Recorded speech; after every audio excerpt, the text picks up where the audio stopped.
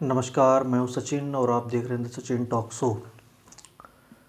जैसा कि मैंने आपको बताया था आज से 1 महीने पहले कि बिहार के मुख्यमंत्री जो इस समय हैं नीतीश कुमार, उनको केंद्र में लाया जा सकता है। अभी कुछ दिन पहले ही, आपने 2-3 दिन पहले की बात है, इस बात को कन्फर्म कर दिया है वहाँ के बीजेपी के नेता ने। उन्होंने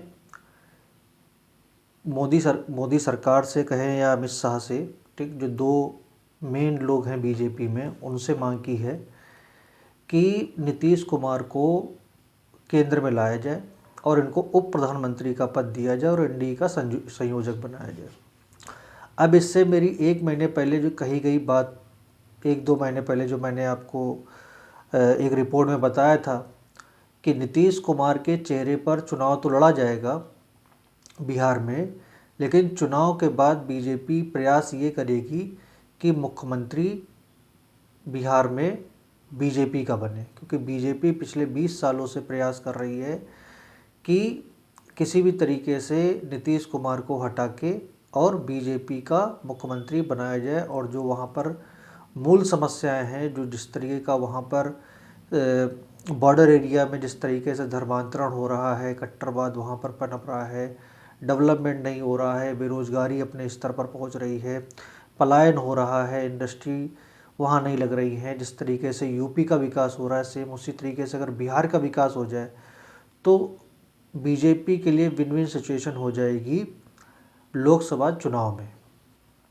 तो इस बार के चुनाव में ये बीजेपी पूरी तरीके से प्रयास कर रही है कि किसी भी तरीके से नीतीश कुमार की लीडरशिप में, क्योंकि नीतीश कुमार के बिना बीजेपी नहीं जा सकती है चुनाव में। नीतीश कुमार आज भी एनडीए कह लीजिए या बीजेपी के लिए कह लीजिए, अभी भी एक प्रमुख नेता हैं बिहार के अंदर। बिहार के अंदर बीजेपी ऐसा कोई भी चेहरा नहीं दे पाई है जैसे योगी आदित्यनाथ को दिया इन्होंने यूपी में, कि अगर योगी आदित्यनाथ के ऊपर छोड़ दिया जाए तो योगी आदित्यनाथ सरकार बना सकते हैं अपने बलबूते पे। एक फेस है, एक विश्वास पैदा किया है उन्होंने। लेकिन बिहार में ऐसे कोई भी नेता नहीं है जिन्होंने इस तरीके का विश्वास पैदा किया हो जो अपने दम पे चुनाव लड़ सके। अभी तक ऐसा नेता बीजेपी ने पिछले 20 सालों में, सुशील मोदी जो थे वो हमेशा डिप्टी सीएम रहे, लेकिन वो भी इस मतलब पोजीशन में नहीं थे कि उनके चेहरे पर चुनाव लड़के बीजेपी चुनाव जीत सके। जैसे देवेंद्र फडणवीस की बात करें महाराष्ट्र में, तो देवेंद्र फडणवीस एक विश्वसनीय चेहरा थे, बीजेपी काडर में उनकी एक्सेप्टेंस थी, तो उस चेहरे को सामने रख के चुनाव लड़ सकते थे और चुनाव लड़े और जीते भी।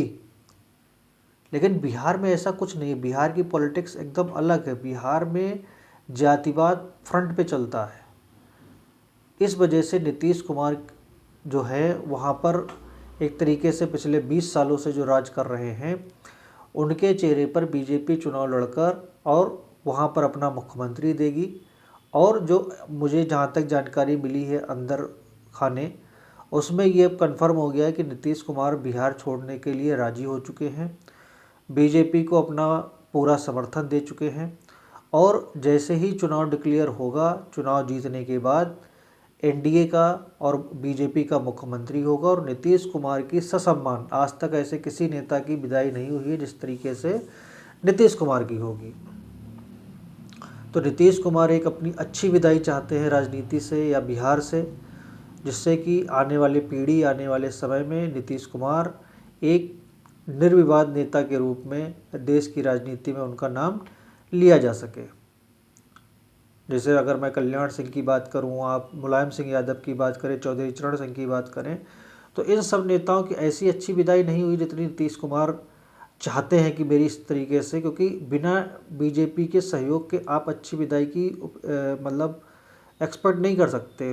अब इसलिए नीतीश कुमार के भी दिमाग में ये चीज़ आ रही है कि क्यों ना इस तरीके का प्लेटफॉर्म बनाया जाए कि अच्छी विदाई हो जाए और मुझे भी ज़्यादा उस तरीके का मतलब क्रिटिसिज्म झेलना ना पड़े। क्योंकि इस समय बीजेपी अपने फुल फ्लेश फॉर्म में है और कह सकते हैं कि उगता हुआ सूरज है, और उगते हुए सूरज को सब नमस्कार करते हैं, ये कहावत है।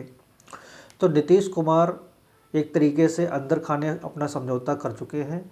जो पिछले दिनों पूरा घटनाक्रम दिखाई भी पड़ा था कि कैसे लल्लन कुमार जो है वहाँ से हटाए गए थे राष्ट्रीय अध्यक्ष पद से, ठीक। कैसे संजय कुमार झा को राष्ट्रीय कार्यकारी अध्यक्ष बनाया गया, तो खुद नीतीश कुमार ने पार्टी की कमान अपने हाथ में ले ली थी। तो ये सब घटनाक्रम बताते हैं किस तरीके से बीजेपी ने पूरी अपनी गोटियाँ बिछाई हुई हैं, और आने वाले समय में बिहार में ये दिखाई देगा कि किस तरीके से बिहार में बीजेपी चुनाव लड़ेगी और एग्रेसिव वे में चुनाव लड़ेगी। यहाँ पर कांग्रेस की अगर बात करें तो कांग्रेस भी थर्ड लाई के रूप में अब निकल के आ रही है, क्योंकि वो भी अब आरजेडी को आंखें दिखा रही है। कन्हैया कुमार ने जो ये अभी यात्रा निकाली थी, कम्युनिस्ट कह सकते हैं उसको, वो तो कम्युनिस्ट पूरी उसका लालन पालन ही कम्युनिस्ट विचारधारा के साथ ही हुआ है, तो वो तो नाम कांग्रेसी है, वो वामपंथी है। तो वामपंथी कन्हैया कुमार ने जिस तरीके से पदयात्रा निकाली है, उससे कहीं ना कहीं आरजेडी के पेट में दर्द हो रहा है। तो अब लालू प्रसाद यादव भी कांग्रेस को थोड़ा सा झटका देने के मूड में है।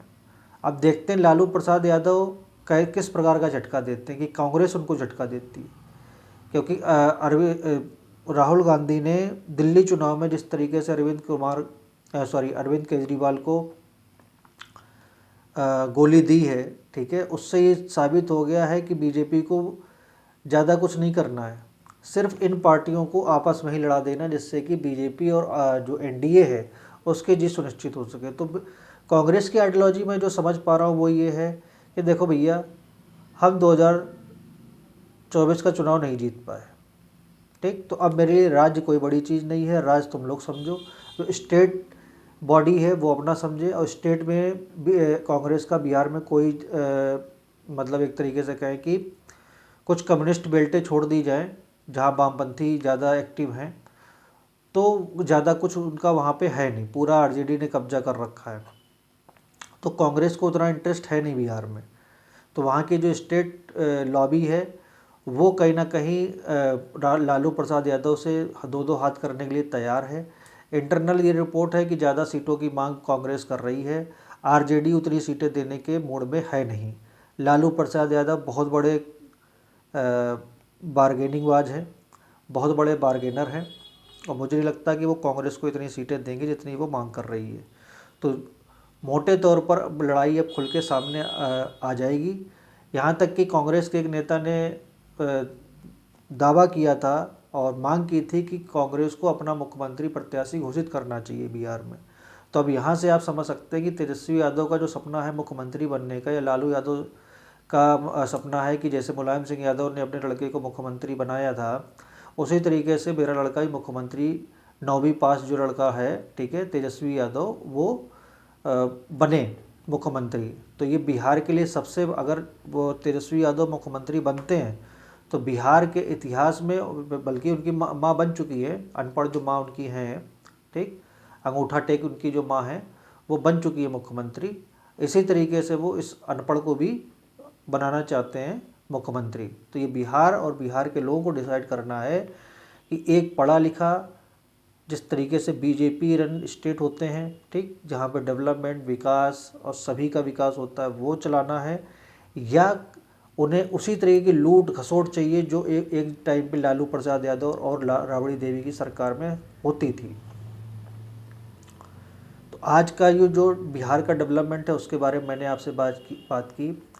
अगर आपको ये वीडियो पसंद आया हो, ये रिपोर्ट पसंद आई हो, तो इसको शेयर करिए, लाइक करिए, और इसको सब्सक्राइब करना मत भूलिएगा। आपके सहयोग से ये चैनल चलता है, तो चैनल को सब्सक्राइब कर लीजिए और बेल बटन ज़रूर दबाइएगा। मिलते हैं अगले रिपोर्ट के साथ, तब तक के लिए नमस्कार, जय हिंद।